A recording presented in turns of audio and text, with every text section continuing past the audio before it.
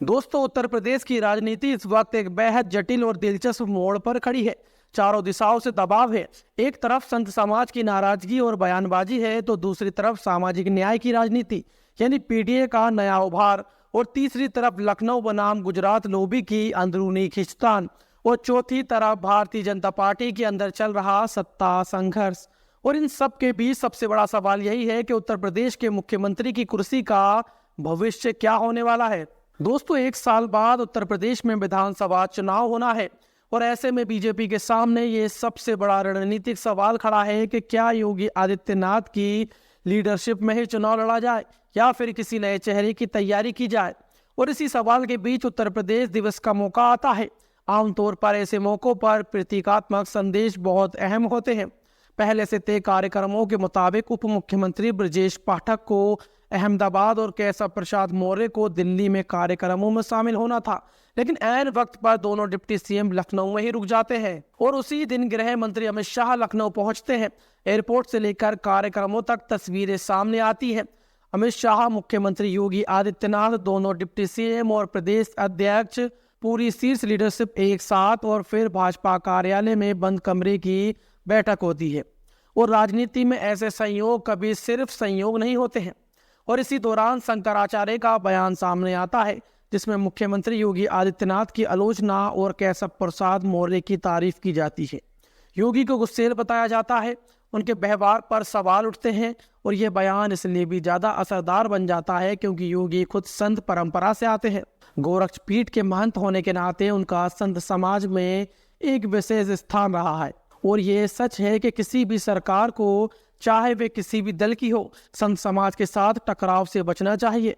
उत्तर प्रदेश में जो हुआ उसने न सिर्फ सरकार बल्कि पार्टी को भी राजनीतिक नुकसान पहुंचाया है। और इस विवाद ने योगी विरोधी खेमे को एक नया नैरेटिव दे दिया है कि योगी का प्रशासन संत समाज को भी नाराज कर रहा है। और लोकसभा चुनाव के नतीजों के बाद से ही बीजेपी के अंदर मंथन चल रहा है।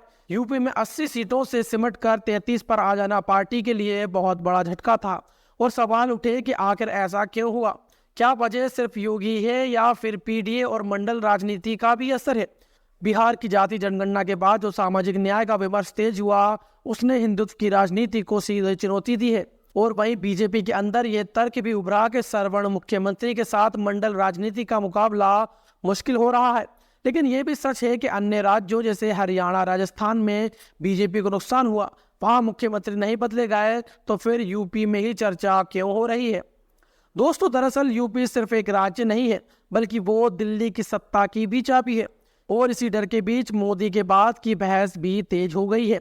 जैसे अटल बिहारी वाजपेयी के दौर में उत्तराधिकार की चर्चा थी, वैसे ही आज नरेंद्र मोदी के बाद लीडरशिप को लेकर अंदर खाने काफी खींचतान चल रहा है। और इस रेस में 3 नाम सबसे ज्यादा चर्चा में है इस समय, जिसमें पहला नाम है अमित शाह का, दूसरा योगी आदित्यनाथ का, और तीसरा देवेंद्र फडणवीस का। अमित शाह संगठन के सबसे ताकतवर नेता हैं, तो योगी आदित्यनाथ जनाधार और हिंदुत्व की राजनीति के बड़े चेहरे हैं। देवेंद्र फडणवीस महाराष्ट्र जैसे बड़े राज्य के मुख्यमंत्री हैं, और कॉरपोरेट सपोर्ट भी उनके साथ है। और सवाल यह है कि अगर गुजरात से आने वाले अमित शाह प्रधानमंत्री पद के दावेदार हो सकते हैं, तो 80 सीटों वाले यूपी से आने वाले योगी क्यों नहीं। वहीं कॉरपोरेट सपोर्ट की कमी आज कमजोरी नहीं बल्कि ताकत बनती जा रही है, खासतौर पर उस माहौल में जहां गोदी सेठ का नैरेटिव विपक्ष ने मजबूत किया है। और यही वजह है कि योगी को कमजोर करने की कोशिश से कई स्तरों पर दिखती है। कभी ठाकुरवाद का आरोप, तो कभी संत समाज की नाराजगी, कभी मंडल बनाम कमंडल की बहस। शंकराचार्य विवाद इसी कड़ी का एक हिस्सा माना जा रहा है। और वहीं मीडिया का रुख भी सवाल खड़े करता है। लेकिन यहाँ एक बड़ा फैक्टर नरेंद्र मोदी भी है। योगी ना तो मोदी की पूरी तरह कंट्रोल में है और ना ही अमित शाह के।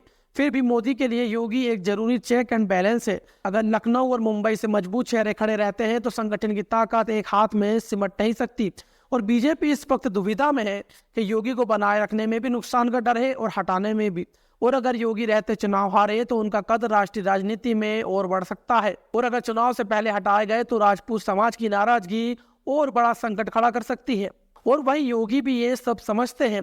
उनके सामने सबसे बड़ा लक्ष्य है चुनाव तक कुर्सी को बचाए रखना।